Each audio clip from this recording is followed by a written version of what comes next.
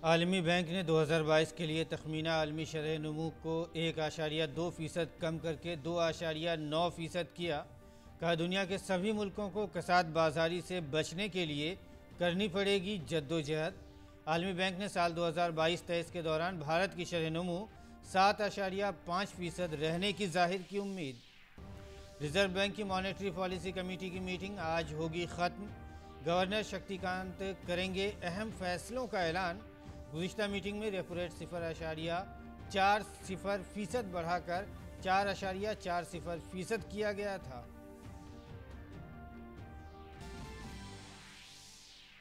सदर जमहूरिया रामनाथ कोविंद ने नौजवानों की तरक्की में आला तालीमी इदारों के रोल को बताया अहम। मरकज़ी यूनिवर्सिटियों और कौमी अहमियत के हामिल इदारों के डायरेक्टरों की कॉन्फ्रेंस का आज दूसरा दिन। आला तालीमी इदारों की बैनुल-अक़वामी दर्जाबंदी, तालीम व तहक़ीक़ और सनअती दुनिया के साथ तालमेल पर होगा गौर व ख़ौज़।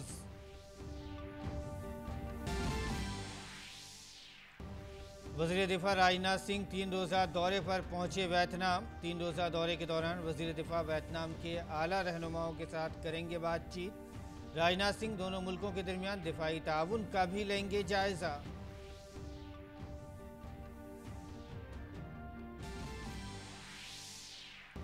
बिलवास्ता टैक्सों और कस्टम्स का मरकज़ी बोर्ड आज मुल्क भर के 14 मकामात पर जब्त किए गए 42,000 किलोग्राम मनशियात को करेगा तबाह। वज़ीर ख़जाना निर्मला सीतारमन वर्चुअल तरीके से करेंगी इसका मुशाहिदा। आज़ादी के अमृत महोत्सव के तहत चलाई जा रही है ये मुहिम। गुरु अर्जुन जी की शहादत दिवस में हिस्सा लेने के लिए सिख तीर्थयात्रियों पर मुश्तमिल एक जत्था आज पाकिस्तान के लिए होगा रवाना। 17 जून तक चलने वाले इस जलसे में शिरकत के लिए पाकिस्तान में पंजा साहब और करतारपुर साहब की कर रहा है यात्रा।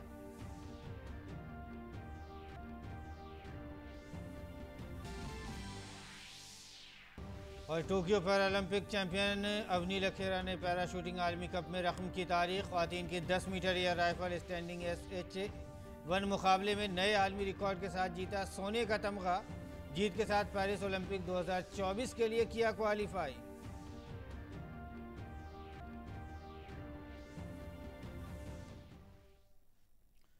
नाज़रीन आदाब, उर्दू खबरनामे में आपका खैर मकदम है। मैं हूं आपके साथ मसरूर फैज़ी और आइए अब खबरों पर तफसील के साथ नज़र डालते हैं।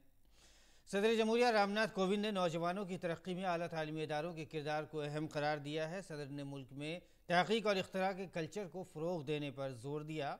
सदर रामनाथ कोविंद ने मंगल को राष्ट्रपति भवन में 2 रोज़ा विजिटर्स कॉन्फ्रेंस 2022 का इफ्तिताह किया। इस कॉन्फ्रेंस में मुल्क के तमाम मरकज़ी आला तालीमी इदारों के सरबराहान शिरकत कर रहे हैं।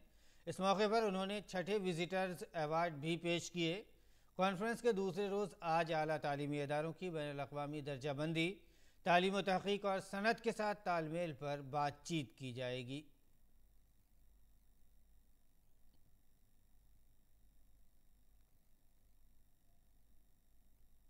वज़ीर दिफ़ा राजनाथ सिंह दो तरफ़ा जामे स्ट्रेटेजिक पार्टनरशिप को मज़ीद मजबूत करने के लिए आज से वियतनाम के 3 रोज़ा दौरे पर होंगे। वज़ीर दिफ़ा हनोई में आजहानी सदर हो ची मिन्ह की तदफ़ीन के मकाम पर खिराज अक़ीदत पेश करेंगे। अपने दौरे का आगाज़ उसके साथ ही करेंगे। वज़ीर दिफ़ा राजनाथ सिंह जनरल फ़ॉन वान ग्यांग के साथ 2 फ़रीक़ी बातचीत करेंगे, जिसके दौरान दोनों वज़रा दोनों ममालिक के दरमियान दिफ़ाई ताउन का जायज़ा लेंगे और दिफ़ाई ताल्लुक़ात को मज़ीद मजबूत बनाने के लिए नए इक़दामात की तलाश करेंगे। दोनों वज़रा मुश्तरका दिलचस्पी के इलाक़ाई और आलमी उमूर पर भी तबादला ख़याल करेंगे। हाईफोंग के हांग हाशिप यार्ड में वज़ीर दिफ़ा या वियतनाम को भारतीय हुकूमत के 100 मिलियन अमरीकी डॉलर के दिफ़ाई क्रेडिट लाइन के तहत तामीर की गई 12 तेज़ रफ्तार मुहाफ़िज़ कश्तियों की सुपुर्दगी की तकरीब की सदारत करेंगे।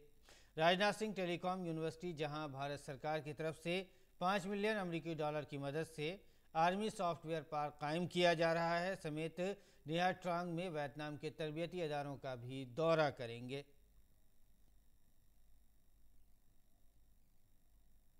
मरकज़ी वज़ीर ख़जाना निर्मला सीतारमन आज नई दिल्ली में इक़्तिसादी उमूर के महकमे के आइकॉनिक हफ्ते की तक़रीबात में शिरकत करेंगी।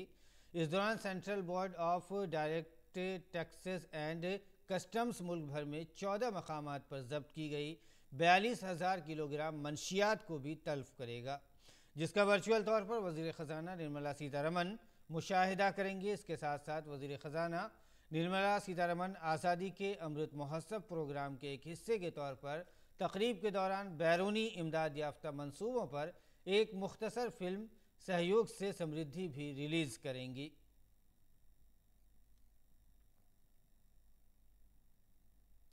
और आइए बढ़ते हैं अगली खबर की तरफ। National highways authority of India ने 75 किलोमीटर तवील सड़क सिर्फ 105 घंटे में बनाकर एक ख़ास आलमी रिकॉर्ड बना दिया है। सड़क नकल व हमल और शाहराहों के मरकज़ी वज़ीर नितिन गडकरी ने इस हसूलियाबी की जमकर तारीफ़ की है और कहा है कि national highway authority of India का नाम Guinness book of world record में दर्ज किया गया है। मरकज़ी वज़ीर नितिन गडकरी ने मुत्तला किया कि नेशनल हाईवे वीज अथॉरिटी ऑफ इंडिया ने 105 घंटे 33 मिनट के रिकॉर्ड वक्त में NH-53 पर अमरावती से अकोला के दरमियान सिंगल लेन में 75 किलोमीटर मुसलसल बिटुमेंस कंक्रीट सड़क कामयाबी के साथ बनाकर गिनीज वर्ल्ड बुक में रिकॉर्ड बनाया है। और साथ ही मरकज़ी वज़ीर नितिन गडकरी ने ट्वीट किया और कहा कि पूरे मुल्क के लिए ये काबिल फ़ख्र लम्हा है। I am very happy today because our team has created one more world record. I congratulate the entire team of NHAI, consultant and contractor Rajpath Infracom Private Limited from Pune on accomplishing this Guinness World Record. NHAI on the occasion of the Azadi Ki Amrut Mahotsav announced by Honorable Prime Minister of India Shri Narendra Modi ji successfully completed a Guinness World Record by constructing 75-kilometer continuous bituminous concrete in single lane on NH-53 between Amravati to Akola. BJP 2-3 जुलाई को तेलंगाना की राजधानी हैदराबाद में अपनी कौमी मजलिस आमला की meeting करेगी। Meeting में वज़ीर आज़म नरेंद्र मोदी समेत पार्टी के तमाम सीनियर लीडर और ओहदेदार भी शामिल होंगे। बीजेपी के कौमी सेक्रेटरी अरुण सिंह की जानिब से जारी नोटिफिकेशन के मुताबिक मीटिंग 2 जुलाई को शाम 4 बजे शुरू होगी। 3 जुलाई शाम 5 बजे उसका इख्तिताम होगा। मीटिंग की सदारत पार्टी के कौमी सदर JP नड्डा करेंगे। गुजरात और हिमाचल प्रदेश में असेंबली इंतखाबात से पहले होने वाली ये मीटिंग काफ़ी अहम मानी जा रही है। इससे कबल कौमी मजलिस आमला की मीटिंग नवंबर 2021 में नई दिल्ली में मुनक़िद हुई थी, जिसके बाद बीजेपी ने उत्तर प्रदेश समेत 4 रियासतों में बड़ी जीत हासिल की थी। मीटिंग में 2024 के आम इंतखाबात पर भी बड़ी बहस की उम्मीद है।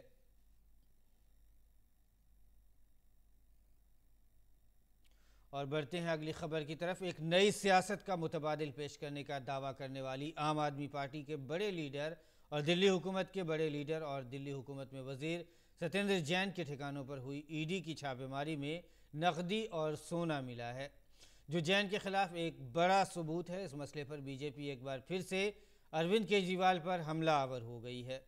बीजेपी ने अरविंद केजरीवाल से फिर से कई सवाल किए हैं और कहा है कि वो सबूतों के साथ सत्येंद्र जैन को पाक साफ साबित करें।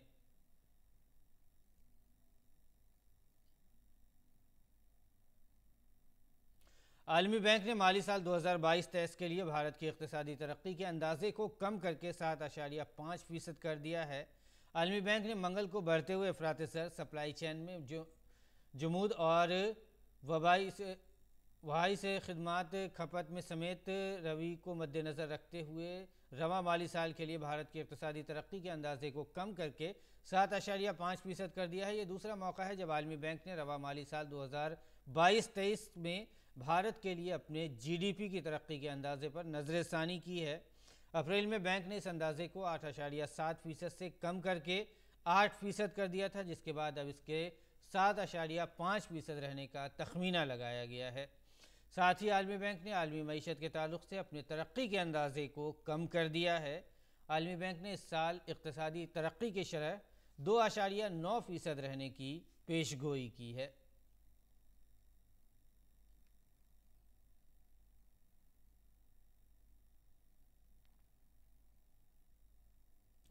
रिजर्व बैंक की मॉनेटरी पॉलिसी कमेटी की मीटिंग आज ख़त्म हो गई। गवर्नर शक्तिकांत दास अहम फैसलों का इसमें ऐलान करेंगे। आरबीआई ने पिछले महीने रेपो रेट और कैश रिजर्व रेशो CRR में इजाफा करके सबको हैरान कर दिया था। रेपो रेट में 0.40% इजाफा करके 4.40% कर दिया गया था, जबकि CRR में भी 0.5% इजाफा किया गया था। रिजर्व बैंक के इस सख्त इकदाम के लिए बढ़ते हुए अफरात-ए-ज़र को जिम्मेदार ठहराया गया था। कंज्यूमर प्राइस इंडेक्स CPI के पर मबनी अफरात-ए-ज़र में अक्टूबर 2021 से मुसलसल इजाफा हो रहा है।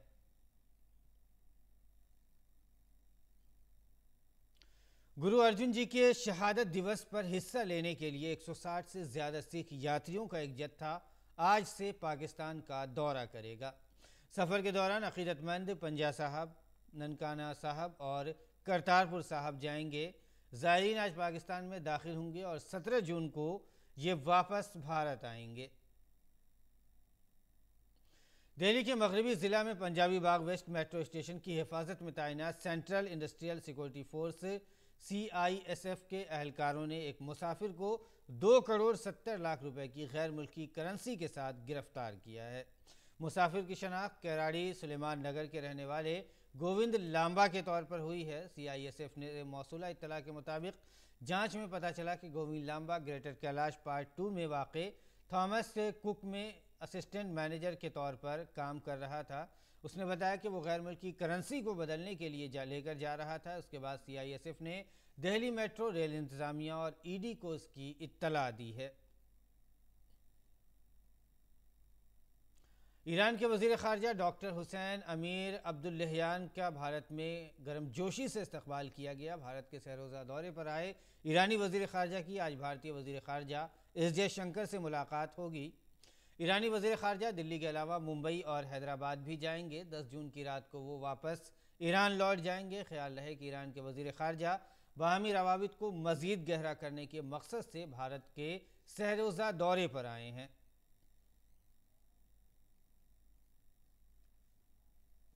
वज़ारत ख़ारजा के तर्जुमान अरनब बागची ने ट्वीट में कहा है कि भारत में ईरान के वज़ीर ख़ारजा डॉक्टर हुसैन अमीर अब्दुल्लाहियान का गर्मजोशी से इस्तकबाल किया गया है। ये दौरा हमारे गहरे तारीख़ी रवाबित और शराकतदारी को मज़ीद फ़रोग़ देगा। और आइए अब खेल की खबरों पर नज़र डालते हैं। टोक्यो पैरालंपिक चैंपियन अवनी लेखेरा ने पैराशूटिंग वर्ल्ड कप में ख़वातीन की 10 metre air rifle standing SH1 का तमगा जीता है। मंगल के रोज़ 20 साला शूटर अवनी लेखेरा ने फ्रांस के शहर चेटियारो में मुनक़िदा मुकाबले में 2024 पेरिस पैरालंपिक्स में अपनी जगह बनाने के लिए 249.6 का अपना ही आलमी रिकॉर्ड तोड़ दिया। पोलैंड की एलेमिलिया बाब्स्का ने 247.6 के स्कोर के साथ चांदी का तमगा जीता है। इसके साथ ही स्वीडन की अना नॉर्मन ने 225.6 के स्कोर के साथ कांसे का तमगा अपने नाम किया।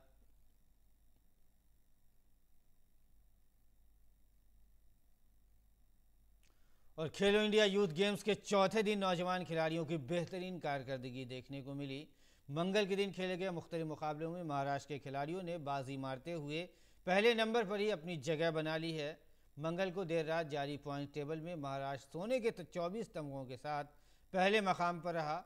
वहीं दूसरे मकाम पर हरियाणा के खिलाड़ी रहे।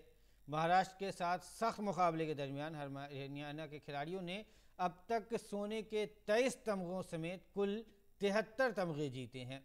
वहीं तीसरे मकाम पर 12 तमगों के साथ मणिपुर तीसरे मकाम पर है। इसके अलावा सोने के 7 तमगों के साथ तमिलनाडु चौथे, जबकि सोने के 6 तमगे अपने नाम करने वाला पंजाब 5वें मकाम पर है।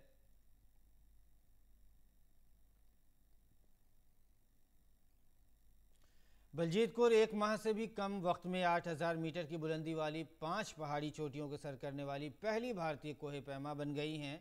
उन्होंने mount Dhaulagiri, mount Annapurna, mount लिंचंगना और माउंट लहोत्से समेत माउंट एवरेस्ट को सर किया। हमारे नामानिगार गिरीश निशाना ने हिमाचल प्रदेश की बेटी और सोलन की रहने वाली बलजीत कौर से दिल्ली पहुंचने पर खुसूसी बातचीत की।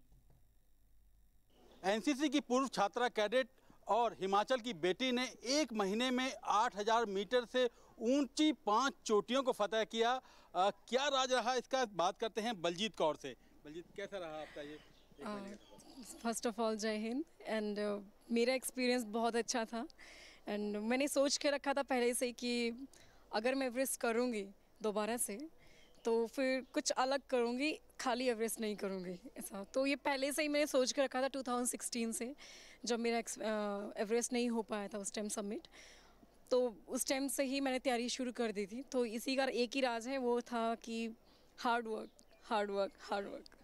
कितना चैलेंज लग रहा था, क्योंकि ऊंची ऊंची चोटियां थी, ऑक्सीजन की कमी हो जाती है ऐसे में? स्टार्टिंग में मुझे लग रहा था कि पता नहीं होगा कि नहीं होगा, बट एक चीज़ मुझे पता थी कि मैंने ट्रेनिंग बहुत अच्छी की है और मेरी ट्रेनिंग अच्छी मुझे दी भी गई है। क्योंकि जब मैं एनसीसी में थी तो मेरे उस्ताद लोगों ने बहुत अच्छी ट्रेनिंग दी थी, और स्पेशली इन विंटर तो मुझे ठंड में रहना और किस तरह से मैनेज करना है चीज़ों को तो मुझे पहले से मालूम था। तो मैंने ट्रेनिंग छोड़ी नहीं थी। तो मुझे एक अपनी कॉन्फिडेंस था कि नहीं, कुछ भी हो जाए ये होगा, पॉसिबिलिटी है और पॉसिबल है और होगा। तो इस तरह की चीज़ें मेरे पहले से ही मन में थी। कौन कौन सी चोटियां आपने फतह की इस 1 महीने के दौरान? फर्स्ट हमने माउंट अन्नपूर्णा सबमिट किया, देन कंचनजंगा, कंचनजंगा के बाद mount Everest, then Lhotse and then Makalu. लड़कियों के लिए क्या कहना चाहेंगे? अगर ये कोई लड़का करता तो शायद ऐसा बोलते कि लड़का ही कर सकता है, पर मुझे लगता है कि ऐसा कुछ नहीं है। ये सिर्फ यहाँ पे है, माना कि थोड़ा सा फिजिक में हम थोड़ा अलग हैं, पर मुझे लगता है आप मेंटली अगर स्ट्रांग है तो आप कुछ भी कर सकती हैं। और मैं एक ही बात बोलूँगी, देखो अपना ध्यान रखें। माना कि आप बहुत बिजी हो जाते हो अपनी लाइफ में थोड़ा कई बार, और आप लोगों का ध्यान रखने लग जाते हो, या शादी के बाद या फिर शादी से पहले भी हो जाता है ऐसा। तो मैं उनको एक ही बात बोलूँगी, अपना ध्यान रखें, फिजिकल फिटनेस रखें और अपने आप को किसी से कमज़ोर ना समझें, क्योंकि आप वो ताकत हैं जो आप खुद को, आपको खुद ही पता नहीं है। आप सोचिए, जो एक माँ 9 महीने एक छोटे से बच्चे को अपनी कोख में रखती है, देन जन्म देती है, वो कितनी स्ट्रांग होगी। एक नॉर्मल लड़की जो हर महीने एक दर्द से गुजरती है, वो कितनी स्ट्रांग होगी। तो मुझे लगता है कि ये एक तो ये चीज़ हमें ना भगवान ने गॉड गिफ्ट दिया है, ये हमारी स्ट्रेंथ है, ये ताकत है मुझे लगता है। और इसी ताकत को अगर हम अपना हथियार बनाएं तो आप सोचिए ये कहाँ जाके ये हिट करेगा। तो अपने आप को कम ना समझें, आपके अंदर ही सब कुछ है। तो अपने आप को कम ना समझें। बलजीत कौर ने संदेश दिया है कि मजबूत इरादों के साथ कोई भी काम नामुमकिन नहीं। कैमरामैन शंभुनाथ मिश्रा के साथ गिरीश निशाना, डीडी न्यूज, दिल्ली। और आइए बढ़ते हैं अगली खबर की तरफ। फिल्म पैड में अक्षय कुमार का किरदार और पैडमैन के नाम से मशहूर अरुणाचलम की बातें तो आपने बहुत सुनी होंगी, लेकिन अरुणाचलम की तरह ही एक पैडमैन झारखंड के कोल्हान में भी है, जिसका नाम है तरुण कुमार। वो कोल्हान के दूरदराज इलाके में गुज़िश्ता 5 वर्ष से ख़्वातीन और नौउम्र लड़कियों के पीरियड्स के ताल्लुक से बेदारी मुहिम चला रहे हैं। उसके अलावा एक पेड़ मुहिम चलाकर माहौलियात के तहफ़्फ़ुज़ के तईं भी लोगों को बेदार कर रहे हैं। सनती शहर जमशेदपुर के साकची इलाके में रहने वाले तरुण कुमार देही इलाकों में पैडमैन के नाम से जाने जाते हैं। वो हर रोज सुबह सुबह अपनी बाइक से सैनिटरी पैड से भरे बॉक्स लेकर गांव की तरफ चल पड़ते हैं और देही खवातीन और लड़कियों के दरमियान मुफ्त में पैड तकसीम करते हैं। कोविड-19 जब से शुरू हुआ है तब लॉकडाउन में काफ़ी बच्चों ने काफ़ी लड़कियों ने हमसे संपर्क किया कि उन्हें सैनिटरी नैपकिन खरीदने में प्राप्त करने में काफ़ी परेशानियों का सामना करना पड़ रहा है। तो उन बच्चियों की सहायता करने हेतु हमने इस अभियान को शुरू किया। झारखंड जैसी रियासत के लिए मखसूस अय्याम के दौरान सफाई सुथराई एक बड़ा चैलेंज है। जमशेदपुर के तरुण कुमार की तवज्जो इस तरफ तब गई जब वो अपनी तंजीम के जरिए गांव-गांव जाकर बच्चों के हुकूक और खवातीन को बाइख्तियार बनाने के ताल्लुक से बेदारी मुहिम चला रहे थे। इसी दौरान उन्होंने पीरियड से मुताल्लिक 9 उम्र लड़कियों और खवातीन को बेदार करने का काम शुरू किया। आज हमारे गांव कड़वा कटा में निश्चय फाउंडेशन के कुछ लोग आए थे और इस गांव में कुछ महिलाओं को इकट्ठा किए और जिसमें हम लोग को नैपकिन बांट दिया गया। इसमें हम लोग को बहुत अच्छा लगा क्योंकि इस तरह की सहायता हमें कभी कहीं नहीं मिली थी और आज हमें ये मिला तो बहुत अच्छा लगा और सभी को बहुत अच्छा फील कर रहे हैं कि हमें नैपकिन की सहायता मिली। सेफ्टी एम्बेसडर के नाम से मशहूर तरुण कुमार बताते हैं कि पूरे कोल्हान में gift sanitary pad for rural girls मुहिम से उन्होंने हजारों लोगों को शामिल किया है। 150 गांव और 40 स्कूलों के तकरीबन 60,000 बच्चे इस मुहिम से वाबस्ता हैं। इसका नतीजा ये है कि लिम्का बुक ऑफ रिकॉर्ड में भी ये मुहिम दर्ज की गई है। तरुण शुरुआती दौर में जब घरों और स्कूलों में पहुंचते थे तो उन्हें कई तरह की परेशानियां भी हुई, लेकिन बेदारी और उनके हौसले ने इस कारवां को आगे बढ़ाया और आज ये इलाके में बहस का मौजू भी है। तरुण की इस मुहिम की कामयाबी का अंदाजा इसी से लगाया जा सकता है कि गांव की बच्चों ने भी तरुण का खुलकर साथ देना शुरू कर दिया है। सैनिटरी पैड का इस्तेमाल और उसके बाद उसको ठिकाने लगाना भी एक बड़ा मसला है। इसी के पेश नजर तरुण ने एक पैड और एक पेड़ मुहिम की भी शुरुआत की। इस मुहिम के तहत पूरे कोल्हान में अब तक 10,000 से ज्यादा पेड़ लगाए जा चुके हैं। जमशेदपुर से राजेश कुमार लालदास के साथ दिवाकर कुमार की रिपोर्ट, डीडी न्यूज उर्दू खबरें। और नाज़रीन, अब पेश है दिल्ली से शाये उर्दू के अखबारात का मुख्तसर सा जायजा।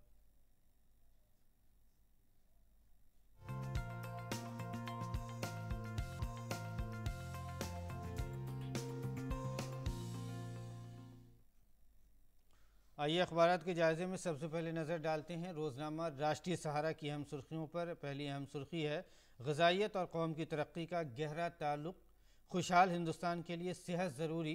ये कहना है वज़ीर सेहत मनसुख मांडविया का। उन्होंने ग़िज़ाइयत और कौम की तरक्की के दरमियान गहरा ताल्लुक़ बताया है और हुकूमत निचली सतह पर सेहत के तमाम पैरामीटर्स पर काम कर रही है। साथ ही उन्होंने कहा कि एक तकरीब आहार में अलामती निशान जारी करते हुए कहा कि हुकूमत सेहत की देखभाल के मुहाज़ों पर तवज्जो मरकूज़ करते हुए मुल्क के हर शहरी की सेहत की हिफाजत को यकीनी बनाने के लिए वक्फ है। आगे बढ़ते हैं, एक और ख़बर हम आपको दिखाते हैं। खलीजी ममालिक के साथ अच्छे ताल्लुकात बरकरार रहेंगे। सरकारी अफसर ने बयान नहीं दिया है, पार्टी ने ज़रूरी कार्रवाई की है, ये कहना है पीयूष गोयल का। मरकज़ी वज़ीर पीयूष गोयल ने बीजेपी तर्जुमान ने नूपुर शर्मा के पैगम्बर इस्लाम के ख़िलाफ़ बयान के मामले पर यह बयान जारी किया है।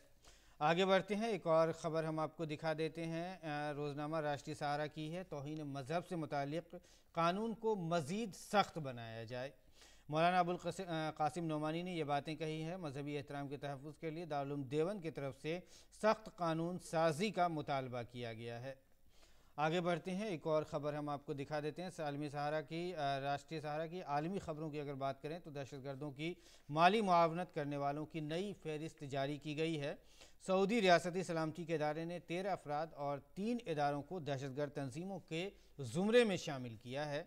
इनमें जो है 13 अफराद और 3 जो लोग इसमें शामिल हैं, इनमें दहशतगर्दों का ताल्लुक़ 3 का ताल्लुक़ जो है ईरान के पासदारान इनकलाब, 4 अफराद एक इदारे का ताल्लुक़ दहशतगर्द और दाइश और दहशतगर्दी की फंडिंग में मुलविस 6 अफराद का ताल्लुक़ दहशतगर्द तंजीम बोको हराम से है। वो दहशतगर्द तंजीमों को सराया अल अश्तर और सराया अल मुख्तार की फहरिस्त को भी इस फहरिस्त में शामिल किया गया है।